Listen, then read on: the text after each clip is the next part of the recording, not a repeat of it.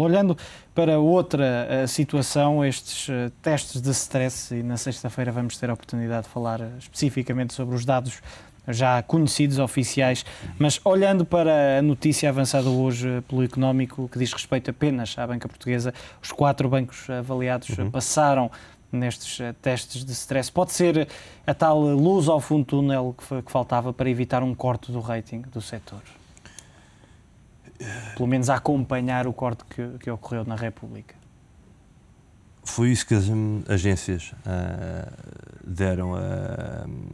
transmitiram ao mercado e, neste sentido, a verificar-se esta situação, de facto é positivo para a banca e veríamos uma situação onde a banca não teria um impacto ainda maior e que iria limitar ainda mais as poucas já opções que têm para se financiarem no mercado. E quando digo financiarem, já não digo financiamento direto, mas digo indiretamente via RIPOs, com titularizações de ativos, etc., que é extraordinariamente importante para a banca. Isto serão notícias importantes.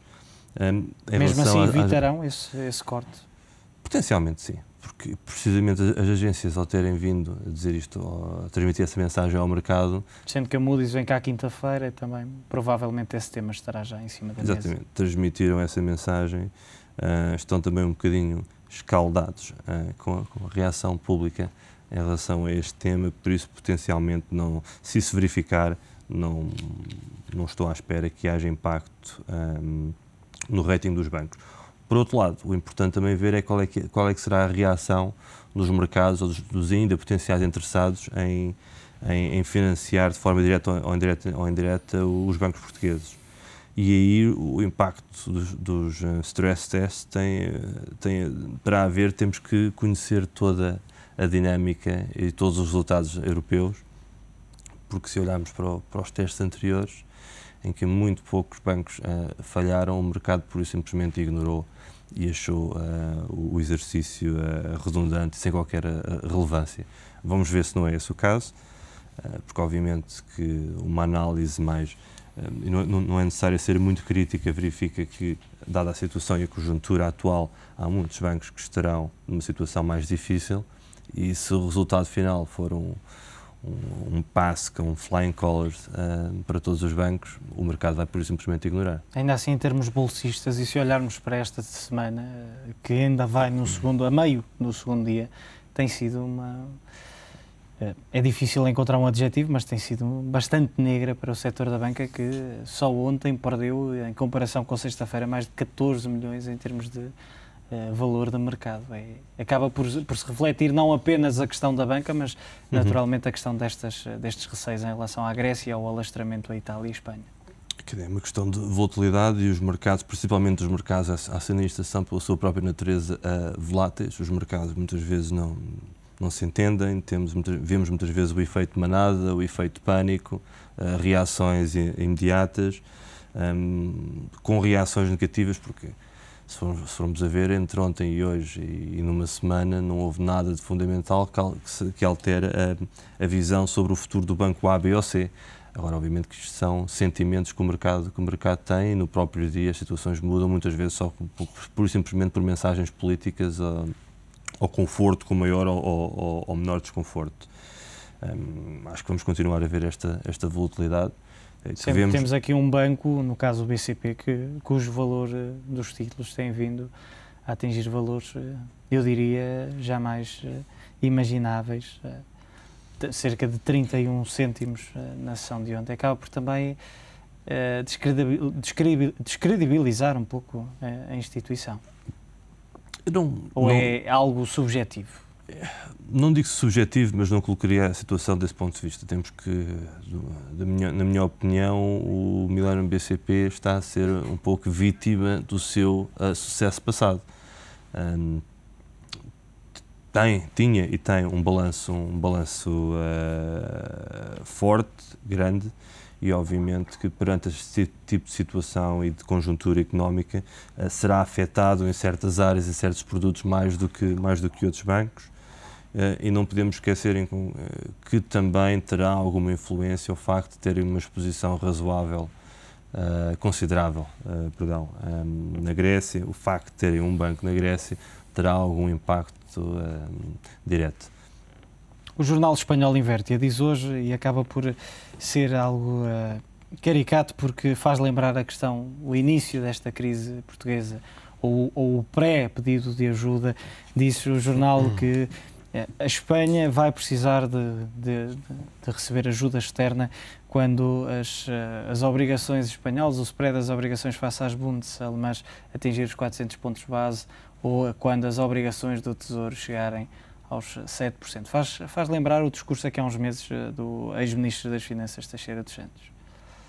Realmente, parece que os 7% é o número mágico. Para nós não foi, para os espanhóis pode vir a ser. É possível estas economias conseguirem, nomeadamente Itália e Espanha, conseguirem fugir ainda, ou sair de todo este furacão? Se a situação se mantiver como até à data, não me parece que seja possível escaparem. E ao não escaparem, estamos a falar de uma situação totalmente diferente, positiva ou negativa para Portugal, em concreto, vai depender se nessa altura for encontrada uma solução ou não, porque se não houver uma solução diferente da que temos hoje, que sinceramente não é nenhuma, com a Espanha e com a Itália em apuros, estamos a falar de uma situação do próprio euro, aí sim estará em considerável risco. Vemos as reuniões dos líderes europeus e que com alguma pompa se reúnem para passar mensagens políticas que estão a fazer algo, que existe um plano, que vão auxiliar em primeiro lugar a Grécia. Vimos já numa peça anterior exatamente os termos em que eles falaram, que seria reduções de taxas de juros, alargamento de prazos, etc. Isto é um pouco uma mão cheia de nada.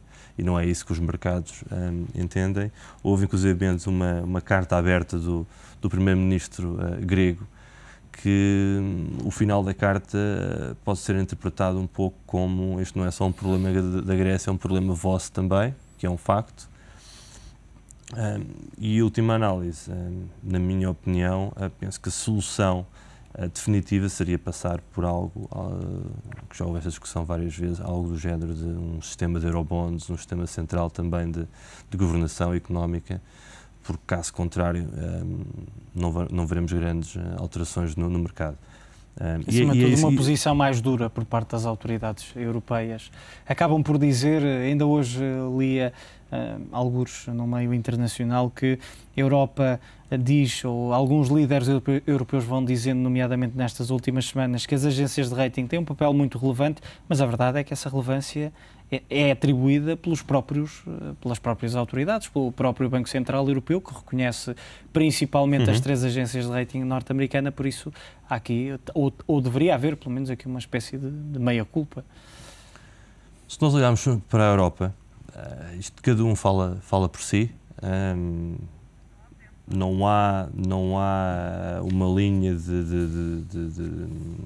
não se passa uma mensagem em concreto para os mercados, tudo isso cria confusão e temos diversos exemplos. Isto, estamos a falar tanto de políticos de cada país, os alemães, a Holanda, os franceses, estamos a falar do BCE, que também muitas vezes tem comentários precisamente contra ou na direção oposta de ministros das Finanças. Isto é uma descoordenação total. Vemos um bocadinho uma situação que é cada um por si. Recordo-me perfeitamente que ainda antes de não estarmos tão afetados por esta crise, ou não termos pedido ainda a ajuda externa, e mesmo depois de utilizarmos muito a terminologia de nós não somos a Grécia, vimos agora a ministra espanhola dizer nós somos diferentes, e isto está a chegar a um ponto onde é que cada um por si, mas isto é um baralho de cartas, um efeito dominó, e vai chegar a todos. E estar a atacar, e também as próprias agências, vejo alguma hipocrisia, principalmente de responsáveis tanto do BCE como outros responsáveis de finanças, Porquê? Porque as agências, em primeiro lugar, foram contratadas, e quando foram contratadas era porque na altura se tiravam benefícios. Agora que não serão os benefícios diretos, já se reclama do trabalho. Eu li aqui há pouco tempo também que ser independente muitas vezes é ser incómodo, que é este caso em concreto. E vemos também, mesmo neste tema das agências, situações que não fazem sentido, como é o caso do BCE, onde se fala, mais uma vez, que as agências têm que ser reguladas, que são um problema, que como estão a trabalhar não beneficiam o mercado. Neste caso o mercado, estamos a falar do euro. E o estranho aqui é que há uma quarta agência de rating com dimensão relevante da BRS para se tornar uma opção, uma alternativa viável. E que vê algumas entraves à entrada neste mercado. Porque não é fácil. Estamos constantemente a ouvir que existe a necessidade, por parte de responsabilidades políticos europeus, de criar uma agência de rating europeia. No meu entender, isso é um puro e perfeito disparate. Quer dizer, podem criar uma agência, mas o consumidor final dos ratings, das opiniões das agências são os investidores.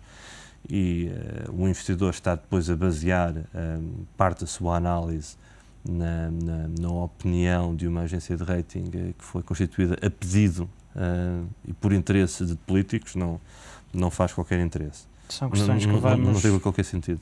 Que vamos certamente analisar na sexta-feira, num especial então, sobre os stress tests e naturalmente as agências de rating. João, muito obrigado. João Ferreira Marques, Managing Director da White Star, aqui com uma análise exaustiva aos testes de stress, também ao papel dos mercados nos últimos meses.